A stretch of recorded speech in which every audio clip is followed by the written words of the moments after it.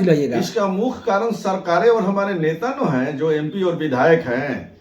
यह लोग नहीं चाह रहे हैं कि जुआ आगे बढ़े, मिले, अच्छा स्वास्थ्य मिले, पलायन बंद हो। इस पर आज तक कोई पार्टी और कोई नेता काम नहीं किया है। जो हमारे सामने हैं जन सुराज के राज्य परिषद सदस्य सुरेश कुमार सिंह। आइए हम जानते हैं सारण की धरती पर आनंद मिश्रा जी, जो कि यूथ आइकन के रूप में जन सुराज के जाने जाते हैं, और उनका दौरा खत्म हो चुका है, उनका बाइक यात्रा खत्म हो चुका है। आइए हम जानते हैं कि उनकी यात्रा के बाद में यहाँ पर छपरा विधानसभा में विधानसभा चुनाव की तैयारी कर रहे हैं सुरेश कुमार सिंह। आखिर उनकी तैयारी किस तरह से है, चूँकि यहाँ पर आने के बाद में हम लोग पब्लिक फीडबैक ले रहे हैं, उनमें सबसे आगे नाम सुरेश कुमार सिंह का चल रहा है। सर, आपकी तैयारी किस तरह से है सर विधानसभा का? देखिए, आपके चैनल और आपसे चैनल से जुड़े हुए सभी दर्शकों को मेरा प्रणाम और धन्यवाद। अब 2025 चुनावी वर्ष चल रहा है। मेरी पार्टी का जो तैयारी है वो यहाँ प्रशांत सर का पद यात्रा हो चुका है, और यह जो आनंद मिश्रा का जो जुआ संघर्ष यात्रा है वो पार्टी के द्वारा नीति निर्धारण के अंतर्गत यहाँ सारण में 18 फरवरी को प्रवेश किया था, और 3 दिन सारण के सभी प्रखंड के द्वारा बाइक रैली को संदेश पहुंचाया गया युवाओं को, विशेषकर कि जन सुराज से वह जुड़े और जन सुराज के नीतियों को जाने। युवाओं को जगाने के लिए बाइक यात्रा निकला है, और युवाओं को विशेष तौर से जन सुराज आकर्षित कर रहा है और आकर्षित हो रहा है। युवा क्या उम्मीद रखे जन सुराज से और क्यों? जुआ के लिए जो जन सुराज सोच रहा है, जो विजन है युवाओं के लिए, शिक्षा, उच्च शिक्षा को स्थापित करना है बिहार में, और बिहार में के साथ साथ प्रत्येक जिले कमिश्नरी में जो उच्च शिक्षा के लिए टेक्निकल कॉलेज है, स्कूल है, उसकी व्यवस्था जन सुराज की सरकार बनेगी तो करेंगे, की जाएगी, हमारे नेता कहते हैं।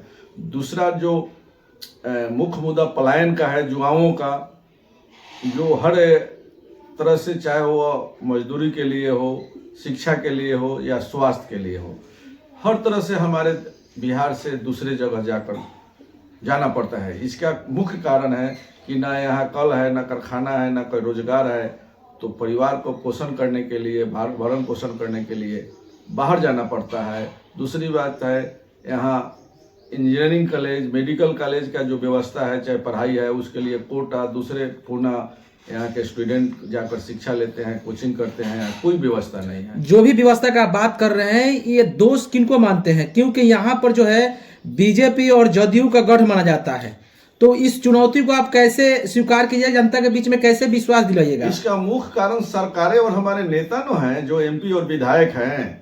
यह लोग नहीं चाह रहे हैं कि जुआ आगे बढ़े, जुआ को सही शिक्षा मिले। यहाँ केवल 5 किलो अनाज रोड और नाली में झुरा कर रखे रहते हैं, और मंदिर मस्जिद के मुद्दा पर वो झुरा कर रखे रहते हैं। जातिवाद के मुद्दा पर यह कभी भी नेता हमारे जो अभी तक चुनाव में जीते हैं, चाहे किसी पार्टी के हो, वो नहीं चाहते हैं कि बिहार का विकास हो, सही विकास हो, युवाओं को लाभ मिले, अच्छा शिक्षा मिले, अच्छा स्वास्थ्य मिले, पलायन बंद हो। इस पर आज तक कोई पार्टी और कोई नेता काम नहीं किया है, जो हमारे पार्टी सूची है। और प्रशांत किशोर जी, अब आप पर विश्वास करते हैं, छपरा से आपको टिकट देकर भेजते हैं, तो आपका क्या तैयारियां, आपका मतलब जनता किस मुद्दे पर आपको चुनेगी अपना विधायक? सुनिए, यह अगर पार्टी हम पर विश्वास करती है तो हमारा पढ़ाई लिखाई भी छपरे से हुआ, हाई स्कूल, ग्रेजुएशन, पीजी। हमारा कार्य क्षेत्र भी छपरे रहा है। बाजार समिति कन्वेनर हैं, पैक्स संघ के अध्यक्ष हैं, प्रशिक्षित शिक्षक संघ के जिला अध्यक्ष थे। हमारा कार्य क्षेत्र भी, जब से हम राजनीति में आए हैं और एजुकेशन लाइन में हैं, तो कार्य क्षेत्र हमारा छपरा ही रहा है। और विगत 2022 के पहले मैं जदयू में था, वहाँ भी मैं सभी पोस्ट पर होल्ड किया हूँ, चाहे उपाध्यक्ष हो, जुआ का अध्यक्ष हो, राज्य परिषद का सदस्य हो।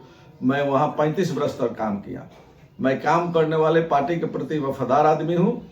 यहाँ की जो समस्याएं हैं मैं भली भांति जानता हूँ, ग्राउंड लेवल पर जानता हूँ।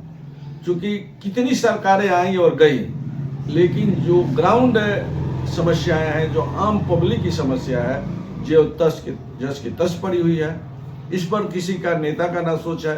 अफसर जो है वह, जैसे अभी मुख्यमंत्री का कार्यक्रम हुआ था, हवाई हुआ, सब जगह कालीन बिछा, पीछे से जाते समय गमला लूट कर ले गया, सब पब्लिक सब हो गया। यह लोगों को मूर्ख बनाया जा रहा है, मैंने झांसा दिया जा रहा है। नीतीश जी कह रहे हैं कि ये प्रगति यात्रा है बिहार में, कैसा प्रगति? आज प्रगति यात्रा नीतीश जी माननीय मुख्यमंत्री जी हमारे कर रहे हैं, तो इनको यह जानना चाहिए कि जब देश आजाद हुआ था तो बिहार का हमारा विकास दर क्या था, कहाँ किस स्थान पर था, 1 to 10 में 7वां स्थान पर था। आज हमारा बिहार कहाँ से कहाँ चला गया, 1 to जो अथी है, आज 27वां स्थान पर हमारा बिहार चला गया है।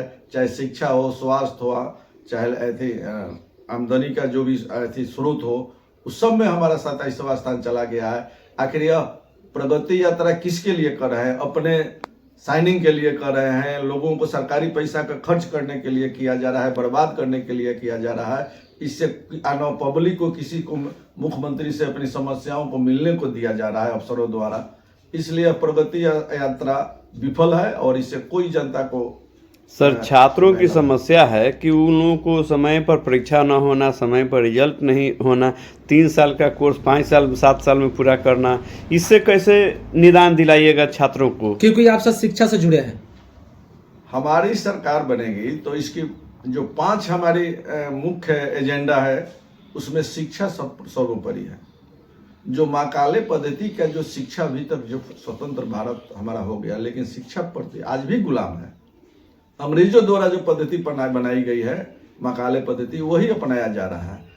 और यहाँ नेता एक षड्यंत्र के द्वारा अच्छे स्कूल और विद्यालय नहीं दे रहे हैं कि यहाँ के लोग पढ़े लिख जाएंगे तो समझदार हो जाएंगे। राजनीति में हम लोग जो धोखा दे रहे हैं वो हमारी बात को समझ जाएंगे। इसलिए जानबूझकर ना यहाँ अच्छा टेक्निकल कोई कॉलेज है, ना अच्छी कॉलेज का व्यवस्था है, ना हाई स्कूल है, कोई व्यवस्था नहीं है। केवल फॉर्मेलिटी निभाया जाता है और यहाँ के लड़के दूसरे यूनिवर्सिटी में जाकर, यह लेट जो सत्र चल रहा है उसके कारण दूसरे यूनिवर्सिटी में परीक्षा अपना एडमिशन लेते हैं और करते हैं।